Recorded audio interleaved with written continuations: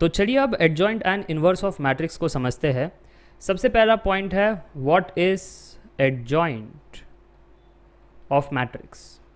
Adjoint of matrix होता है transpose of capital A i जे।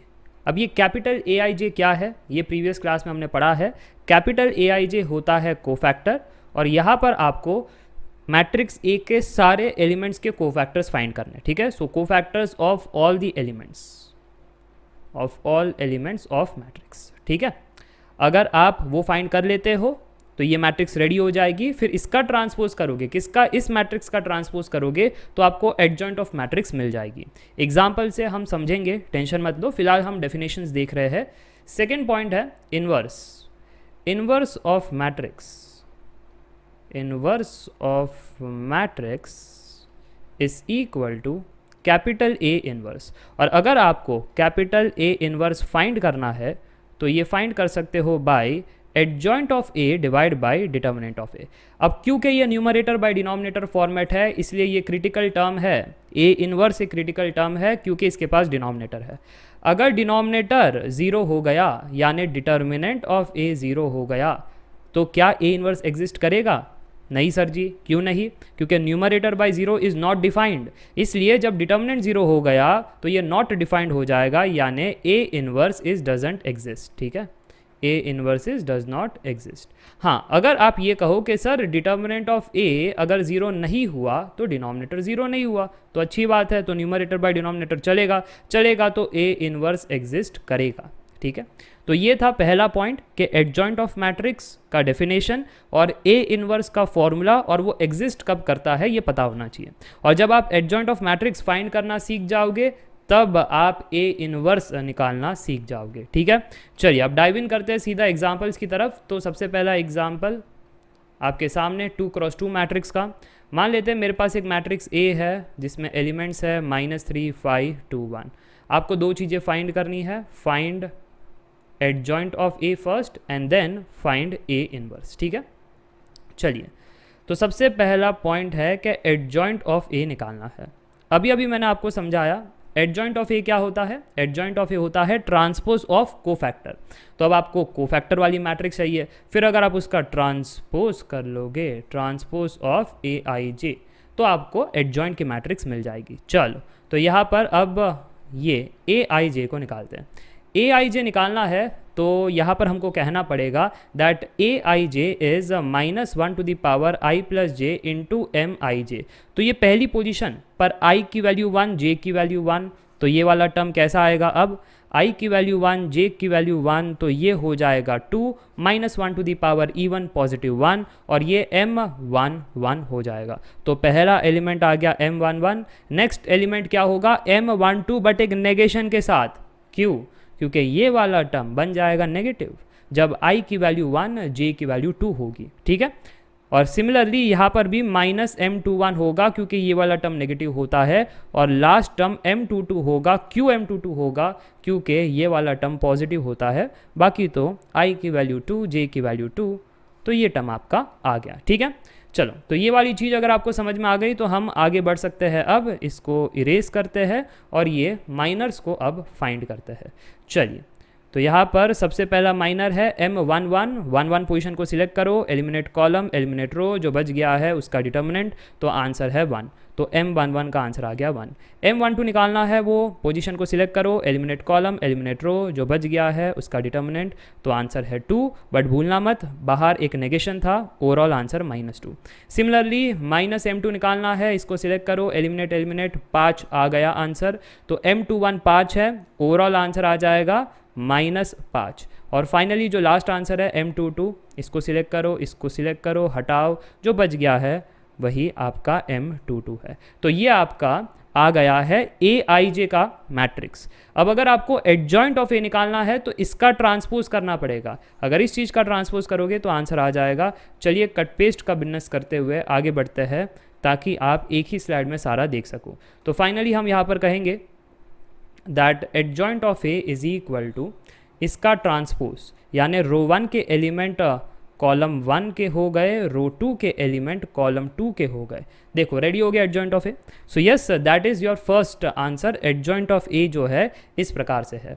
अब आपसे क्या पूछा जा रहा है, ए इनवर्स भी निकालिए। अगर ए इनवर्स भी निकालना है तो यहाँ पर अब फॉर्मूला है that A inverse is equal to adjoint of A divide by determinant of A. अब डिटर्मिनेंट ऑफ ए कितना है सर, ये तो क्रिस क्रॉस टेक्निक से निकल जाएगा। क्रिस क्रॉस टेक्निक क्या कहता है, -3 -10, -3 -10 ये आ गया -13। देयरफॉर ए इनवर्स जो है एडजॉइंट ऑफ ए, प्रीवियस वाले स्लाइड से ये वाले टर्म्स थे जो हमने लिख दिए, करेक्ट है, चेक कर लो, कोई तकलीफ तो नहीं। हाँ चलो अब आगे बढ़ते हैं। डिटर्मिनेंट जो है -13 है। अब देखो एक स्केलार मल्टीप्लिकेशन होने जा रहा है, इस मैट्रिक्स को -1/13 मल्टीप्लाई करना है। जब आप करोगे तो हर एक एलिमेंट से मल्टीप्लाई होगा और ये वाला आंसर, ये फर्स्ट वाला माइनस होगा, फिर बाकी सारे पॉजिटिव, ये वाला आंसर आपको प्रोवाइड कर देगा। ठीक है, 3/13। तो ये हो गया आपका फाइनल आंसर कि ए इनवर्स का जो आंसर है दैट इज दिस थिंग। तो ये था हमारा फर्स्ट एग्जाम्पल, जो एग्जाम्पल 1 है 2x2 साइज का।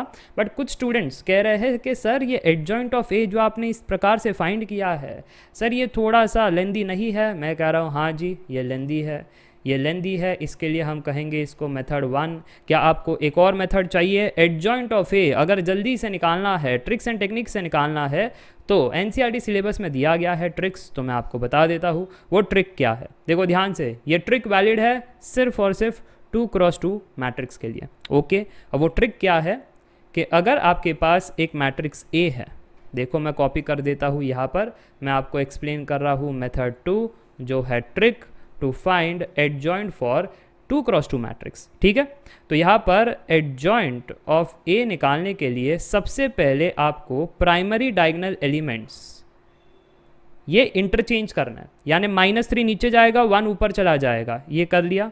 फिर सेकेंडरी डायगोनल एलिमेंट्स के अंदर आपको -1 से मल्टीप्लाई करना है। बस इतना ही अगर आप कर लोगे तो आपका एडजॉइंट रेडी हो गया, और कुछ करने की ज़रूरत नहीं है। देखो सेम टू सेम आंसर है 1 -5 -2 -3, 1 -5 -2 -3।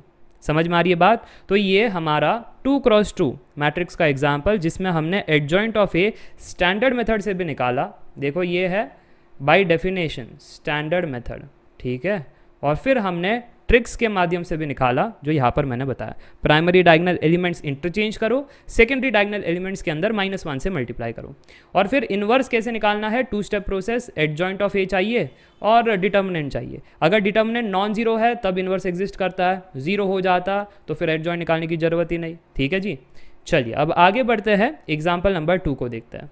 अब जो एग्जाम्पल नंबर 2 है वो वही एग्जाम्पल है जो आपको परेशान करता है एग्जाम्स में, 3x3 मैट्रिक्स। वैसे कोई कठिनाई वाली बात नहीं है, इजी स्टेप्स है, ध्यान से देखना।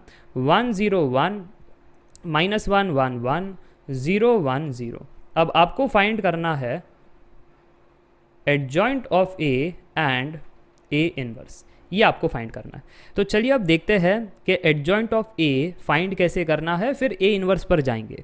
ठीक है जी, तो सोल्यूशन में स्टेप नंबर 1 हमको फाइंड करना है एडजॉइंट ऑफ ए।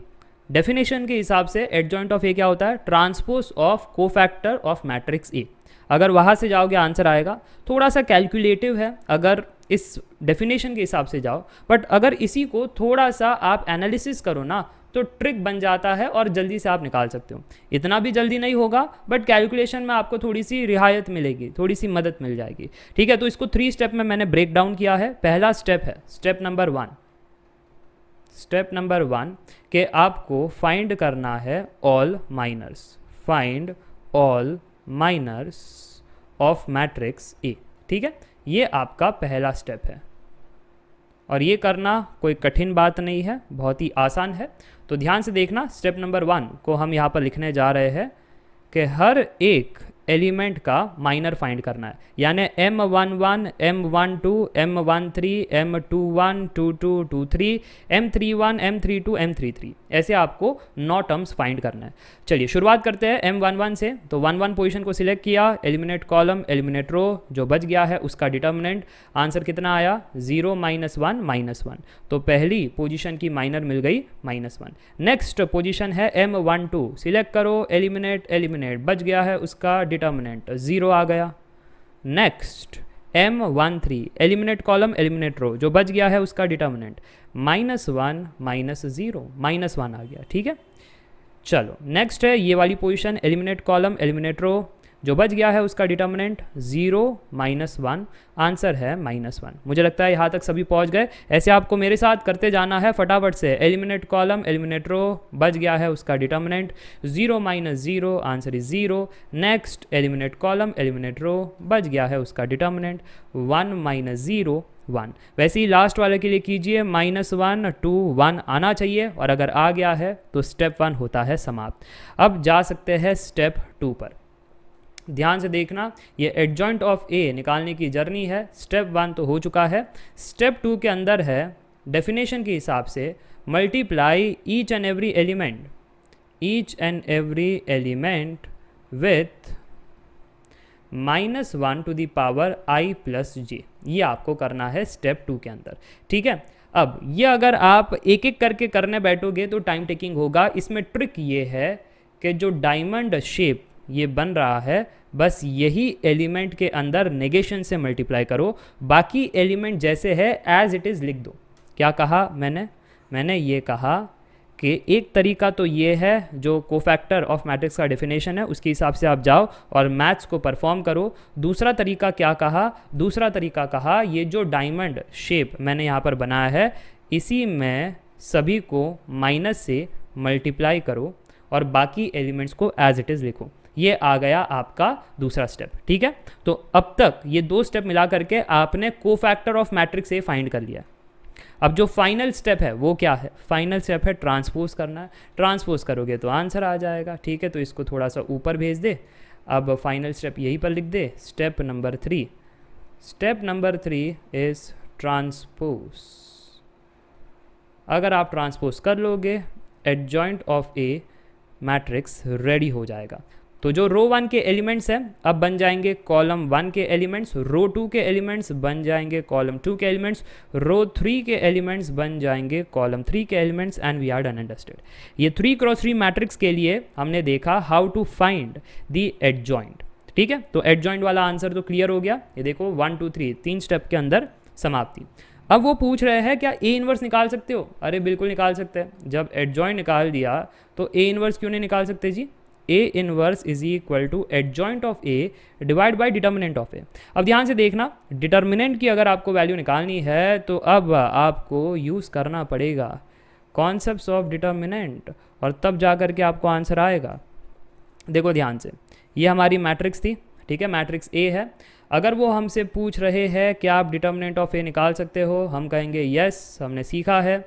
और जब सीखा है तो अब कहाँ से जाओगे? कुछ स्टूडेंट रो 1 के एलिमेंट से जाएंगे। अरे तो 1 2 के लिए सॉल्व करना पड़ेगा, इसके लिए तो कुछ सॉल्व नहीं करना है। मैं कह रहा हूँ थोड़ा स्मार्ट बनो, रो 3 से जाओ। तो इसके लिए सॉल्व नहीं करना, इसके लिए सॉल्व नहीं करना, सिर्फ इसके लिए सॉल्व करना है। समझ पा रहे हो? अगर समझ पा रहे हो तो यहाँ पर मैं 1 लिख रहा हूँ, उसके रिस्पेक्ट का कोफैक्टर आपको मल्टीप्लाई करना है। पोजीशन क्या है जी? पोजीशन है रो 3 कॉलम 2, सो A32। चलो, तो A32 निकाल लोगे तो आंसर आ जाएगा। A32 क्या होता है? -1 to the power 3 + 2 into M32। चलो, -1 टू द पावर 5 -1 आ गया, और M32 क्या हो गया? एलिमिनेट जो बच गया है उसका डिटर्मिनेंट, सो 1 + 1, आंसर आ रहा है 2। ठीक है, अगर आंसर आ रहा है 2 तो अरे ये किधर गया? -1 था ना हमारा यहाँ पर। हाँ, आंसर आ रहा है 2, तो फाइनली -1 इंटू 2 हो गया -2। क्लियर? डिटर्मिनेंट का आंसर आ गया -2। एडजॉइंट हमको पता ही है, अगर सब कुछ पता है तो आप डिवाइड कर लो, फाइनल आंसर आ जाएगा। चलिए, तो यहाँ पर हम कहेंगे अब therefore A inverse is finally, cut paste का बिजनेस कर ले, इतना लिखने की क्या ज़रूरत है जनाब, जब माइक्रोसॉफ्ट में कट पेस्ट का ऑप्शन है। ऑफलाइन क्लास होती तो लिखना पड़ता जी, ऐसे कट पेस्ट का बिजनेस नहीं कर पाते। ऑनलाइन मीडियम में हमको बेनिफिट मिल जाता है, तो ज़रूर से सब जगह से कट पेस्ट करना चाहिए। चलो, तो यहाँ पर हमने डिवाइड किया है डिटर्मिनेंट से, और डिवाइड कर लेने के बाद ऐसी, उप्स ये क्या चाइनीज हो गया, हाँ चलो, तो डिवाइड कर लेने के बाद ऐसे ही नहीं छोड़ना है, प्रॉपर उसको सॉल्व करना है और अंतिम में कहना है A inverse is equal to, ये स्केलर मल्टीप्लिकेशन है, कद्दू कटेगा सब में बटेगा, हर एक एलिमेंट में उसको आप डिवाइड कीजिए। तो यहाँ पर ये बन जाएगा फर्स्ट वाला 1/2, नेक्स्ट वाला -½ नेक्स्ट वाला हाफ, उसके बाद तो 0 0 ही रहेगा, -2/-2 1 हो जाएगा, फिर हमारे पास है 1/2 1/2 और फाइनली -1/2। चलो, इसी के साथ ए इनवर्स हमारे पास आ चुका है और ये हो चुका है ख़त्म, जिसके अंदर हमने देखा कि ए इनवर्स फॉर 3x3 कैसे निकालना है, adjoint of A for 3x3 निकालना सीख गए, ए इनवर्स फॉर 2x2 निकालना सीख गए, adjoint of A for 2x2 trick से भी निकाला, स्टैंडर्ड मेथड से भी निकाला। चलिए, अब कुछ और बातें हैं वो भी जानते हैं। अब ध्यान से देखना, एनसीईआरटी के अंदर 4 थियरम है on adjoint and inverse of matrix, एक एक करके हम जानेंगे। सबसे पहला theorem, if A is square matrix of order n × n size, then A into adjoint of A is equal to adjoint of A into A, that is equal to determinant of A into I। अच्छा, यहाँ पर note करने वाली बात क्या पता, adjoint of A तभी exist करता है जब आपके पास स्क्वायर मैट्रिक्स हो, और सर जी अगर हमारे पास रेक्टेंगुलर मैट्रिक्स हो जाए तो उस केस में एडजॉइंट ऑफ ए एग्जिस्ट नहीं करता। और ये जो थियरम है कहीं ना कहीं आपने कोरिलेट किया होगा कि sir A into A inverse is equal to A inverse into A, that is equal to identity matrix, ये हमको पता है ना। ये तब एग्जिस्ट करता है जब ए इनवर्स एग्जिस्ट करता हो एंड एडजॉइंट एग्जिस्ट करता हो, यानी ए एक स्क्वायर मैट्रिक्स होनी चाहिए। ठीक है, तो यहाँ पर आप देख सकते हो दैट उसी से कोरिलेटेड ये बातें हैं, तो ये चीज़ आपको पता होनी चाहिए, कॉम्पिटिटिव एग्जाम में स्ट्रेट अवे आपको पूछा जा सकता है। अब जो एक इंपॉर्टेंट नोट है वो भी ध्यान से देखना कि डिटर्मिनेंट ऑफ ए अगर 0 हो जाए तो उस मैट्रिक्स को हम कहते हैं सिंगुलर मैट्रिक्स। ये टर्मिनोलॉजीज़ है, जैसे आपने सिमेट्रिक्स, क्यू सिमेट्रिक, बाकी चीज़ें पढ़ी है।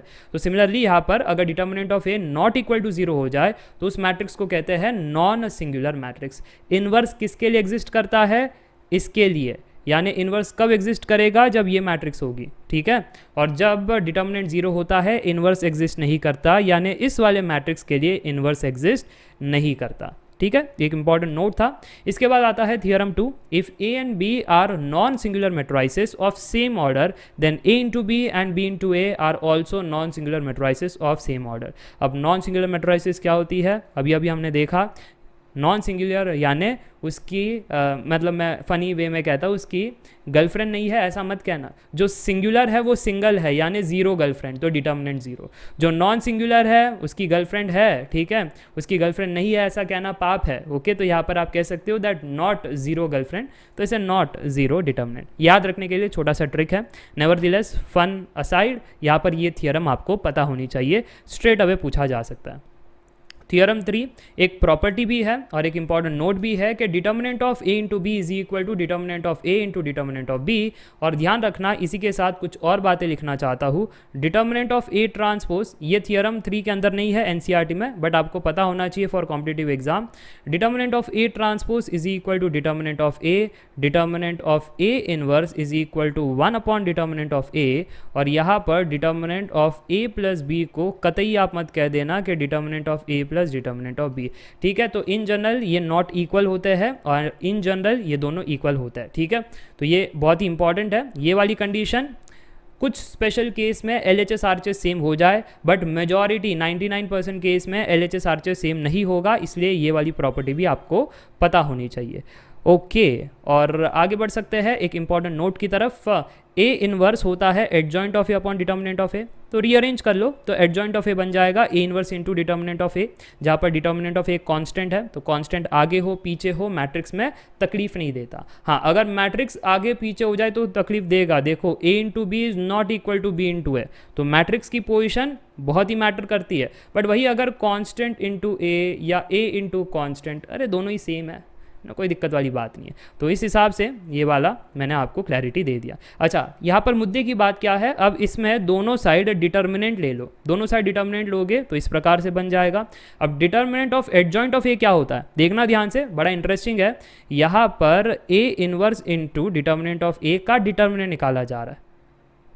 कुछ स्टूडेंट्स कहेंगे सर देखो determinant of A into determinant of B, गलत। यहाँ पर ए एंड बी दोनों मैट्रिक्स थे, क्या थे, ए एंड बी। मैं लिख देता हूँ यहाँ पर, है ना, ए एंड बी। इस वाले केस में क्या था, A and B both are square matrix, both are square matrix, ठीक है, ऑफ सेम ऑर्डर।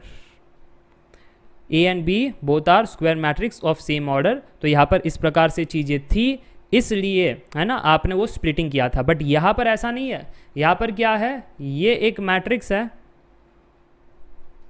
और ये एक कांस्टेंट है, एक मैट्रिक्स और एक कांस्टेंट। तो डिटर्मिनेंट में मैंने क्या सिखाया था, अगर आपके पास k इंटू बी हो जाए, कोई डिटर्मिनेंट आपसे पूछे, तो this is equal to k to the power n into determinant b। आपको याद है, ये मैंने डिटर्मिनेंट में लास्ट मिनट्स में आपको एक नोट दिया था, उसमें समझाया था। इफ़ यस तो फिर आप यहाँ पर वो कॉन्सेप्ट यूज़ कर सकते हो कि कांस्टेंट का power n into determinant of the matrix. तो वो चीज़ हमने की। उसके बाद अभी हाल ही में मैंने आपको एक प्रॉपर्टी सिखाया कि determinant of A inverse is 1 upon determinant of A. तो इस प्रकार से हमने इसको लिख दिया और ओवरऑल अब आप देख सकते हो कि ये एक इंडाइसिस का कंसेप्ट है, constant to the power n divide by constant to the power 1। इसको हम लिख सकते हैं constant to the power n minus 1। तो ये आपका रिजल्ट आ गया, determinant of A the whole power n minus 1। Easy, समझ में आया, बहुत ही इंपॉर्टेंट रिजल्ट है that determinant of adjoint of A is equal to determinant of A the whole power n minus 1। Okay, अब ये लास्ट थियरम है, theorem number 4। A is invertible matrix if and only if A is non singular matrix. A का inverse तब possible है जब A is non singular matrix. A का inverse निकाला ही नहीं जा सकता अगर ए सिंगुलर मैट्रिक्स हो जाए। ओके, या फिर इन अदर वर्ड्स आप ये कह लो, अगर ए नॉन सिंगुलर मैट्रिक्स ना हो तो ए इनवर्स पॉसिबल नहीं है, जो हमने स्टार्ट में ही देख लिया है। बट इन्होंने अंत में ये थियरम दिया है टर्मिनोलॉजीज को फिट करने के लिए कि इन्वर्टिबल जो आपने बेसिक्स ऑफ मैट्रिसेस में पढ़ा था वापस से यहाँ पर कोरिलेट किया जा रहा है with inverse non singular matrix, so on and so fourth. तो मुझे लगता है आपको ये टॉपिक अच्छे से इन एंड आउट समझ में आ गया, adjoint of the matrix and inverse of the matrix. शुरुआत किया था बेसिक डेफिनेशन के साथ, उसके बाद हमने 2x2 साइज़ के लिए चीज़ें पढ़ी, फिर 3x3 साइज़ के लिए चीज़ें पढ़ी, फिर थियरम 1 को देखा, नोट को देखा, थियरम 2 को देखा, थियरम 3, एंड फाइनली ये भी एक इंपॉर्टेंट नोट है जो कॉम्पिटिटिव एग्जाम्स में अक्सर पूछा जाता है, और फाइनली हमने ये थियरम 4 को देखा। चलिए अब आगे बढ़ते हैं, नेक्स्ट टॉपिक को पढ़ते हैं।